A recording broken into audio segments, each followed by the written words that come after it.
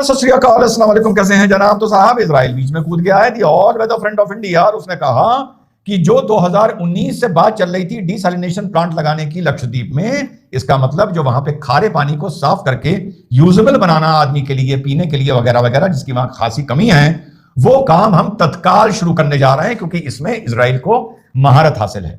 ये तो साहब मैटर हो गया इंटरनेशनल। मालदीव्स भी, जब ये हमास और इजराइल की जंग शुरू हुई थी, तो मालदीव्स भी बीच में बहुत कूद रहा था, बड़ी लंबी लंबी फेंक रहा था, तो ये उसका भी एक काउंटर आप मान सकते हैं।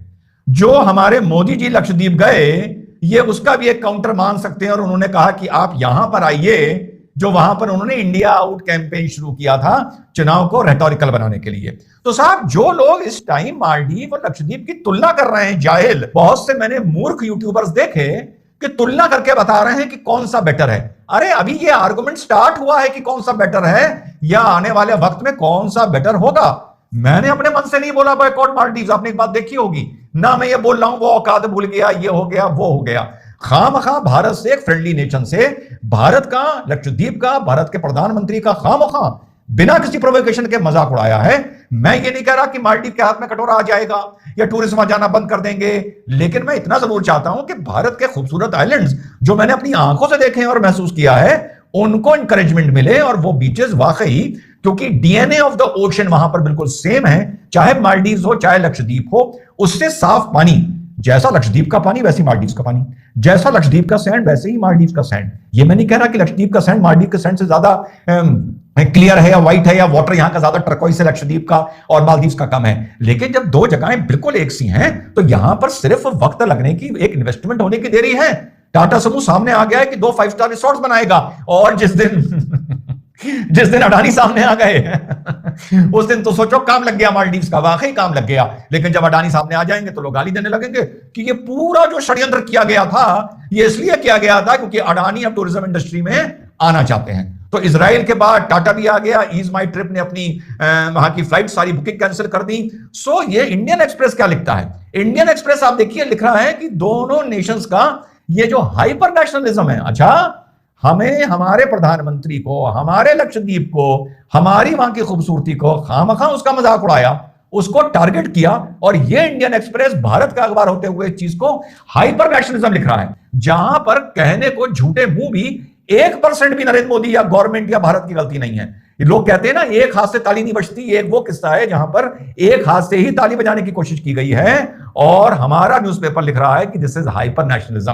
ये जिसने भी आर्टिकल लिखा है, इसके सामने इसके माँ बाप की भी अगर बेइज्जती कर दो ना, तो ये भी उसमें रिएक्शन नहीं कहेगा, कहेगा अगर रिएक्शन दूंगा तो ये हाइपर रिस्पेक्ट ऑफ पेरेंट्स में आता है, इसलिए अगर हमारे माँ बाप की भी कोई बेइज्जती कर रहा है तो हम बीच में ना बोले।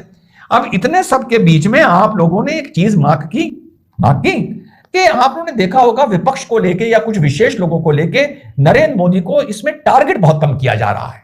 सब चुप हैं, नरेंद्र मोदी के साथ नहीं है, भारत के साथ नहीं है। हम जैसों को हाइपर नेशनलिस्ट बोलेंगे या आप जैसों को, लेकिन कुछ चुप हैं। क्यों चुप हैं? यह बताया इरीना अकबर ने, जो ये भी इंडियन एक्सप्रेस की एक संपादक रह चुकी है, इंडिया टुडे में भी काम कर चुकी है। यह कह रही है कि मैं नहीं कहती कि मालदीव का बॉयकॉट करो, लेकिन मैं ये कहती हूं कि लक्षद्वीप को प्रमोट करो, क्योंकि वहां पर 97% मुस्लिम्स हैं, इसके माने मुसलमानों को रोजगार मिलेगा। ये है नियत, ये है सोच, ये है डीएनए, ये है दिमाग की फफूंद, कि इसमें भी इनको वहां की 97% आबादी मुस्लिम की नजर आ रही है। लिख के दे दूं, अगर लक्षद्वीप 97% गैर मुस्लिम या हिंदू आइलैंड होता, जहां पर 97% पॉपुलेशन सनातन या हिंदू होती, और ये बवाल मालदीव से हो गया होता जहां पर 97% मुस्लिम पॉपुलेशन होती, तो साहब सोशल मीडिया पर आप देख लेते, एक बार पुनः देख लेते। देखते हम कितनी बार चुके हैं कि इस देश के लोगों का जो नमक हरामी उनके अंदर है, जो उनके अंदर डीएनए में नमक हरामी है, आप अपनी आंखों से देख लेते बहुत से लोगों से, कि मोदी विरोध के चक्कर में या मालदीव के साथ इलू इलू के चक्कर में कहते कि ये बवाल नरेंद्र मोदी ने शुरू करवा दिया, ये कर दिया, वो कर दिया। मालदीव की तुलना लक्षद्वीप से कर रहे हो? कहां मालदीव, कहां गंदा लक्षद्वीप। यहां तो मामला वो फंस गया कि मालदीव में भी 97 और यहां भी 97, और ये मैंने कल तक बात नहीं बोली थी, लेकिन मेरा जहन इसी बात की गवाही दे रहा था, जो इरीना अकबर ने साबित कर दिया कि इस मुद्दे पर जो थोड़ा सेकुलर पार्टियां चुप हैं और कुछ विशेष लोग चुप हैं, समर्थन तो अभी भी मोदी का नहीं कर रहे हैं, क्योंकि वो कभी नहीं करेंगे। लेकिन जो चुप हैं वो इसी वजह से चुप हैं क्योंकि उनको भी लग रहा है कि वहां पर अगर रोजगार और टूरिज्म जाएगा तो वहां पर रोजगार 97 उनके भाइयों को मिलेगा। भाई पहले, देश की आन बान और शान बाद में। ये मैं नहीं कह रहा, ये रीना अकबर कह रही है। और जैसा मैंने बताया, अगर लक्षद्वीप गैर मुस्लिम यहां पर एक आइलैंड के निवासी होते, बाशिंदे होते, और मालदीव में 90% भाई होते, तो यहां पर ईलू लक्षद्वीप से ना हो रहा होता, ईलू ईलू ईलू ईलू हो रहा होता मालदीव से। ये है हकीकत। और मैं नहीं कहता कि वो घुटनों पर आ गया, कुछ आ गया, वो भी खाएं मस्त रहें, मुझे नहीं प्रॉब्लम है। मैं कोई ऊंची बात नहीं करता हूं, ऊंचा नहीं थूकता हूं कि कल को कोई असर ना हो या उनसे रिलेशन वापस अच्छे हो जाएं तो लोग मुझसे कुछ कहें जाहिल कि तू तो कह रहा था बॉयकॉट करो। ना ना ना, मैंने तो कभी यार पिक्चर को भी नहीं कहा बॉयकॉट करो। कभी कहा है? मैंने कहा कभी छपाक को बॉयकॉट करो? कभी कहा मैंने वो कौन सी आई थी आमिर खान की जिसमें वो सिख बनाए? ना, ये एक आदमी की मर्जी है, फेस टू फेस ये काम नहीं करता, सिर्फ अपने ओपिनियन देता है। लेकिन हाँ, उसके बॉयकॉट करने से बेहतर है कि अपना टूरिज्म प्रमोट करो, जो कोविड के बाद बहुत जिसको नुकसान हुआ है, कोविड के बाद स्पेशली सबसे ज्यादा नुकसान हुआ टूरिज्म इंडस्ट्री को।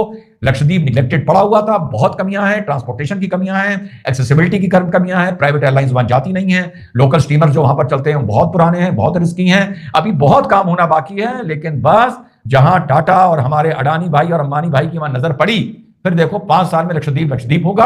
और वाकई जो फॉरेन टूरिस्ट आएंगे उनको ये लगेगा कि एक ही इंडिया के टूरिस्ट वीजा पर हम यहाँ का आइलैंड्स भी इंजॉय कर सकते हैं, rather than coming and going to Maldives, जो भारत के शोर से या एक्सेसिबिलिटी या डिस्टेंस के हिसाब से मेन लैंड वर्ल्ड से काफी दूर है as compared to Lakshadweep. So it is a very good beginning. मैं फिर से रिपीट करता हूं, मैं नहीं कहता कि मालदीव्स का बॉयकॉट करो। अगर हम प्रोग्रेस करेंगे, हम लंबी लाइन खींचेंगे तो उनकी लाइन अपने आप छोटी हो जाएगी। और जो इरीना अकबर ने बोला, इसी को मैं बेशर्मी बोलता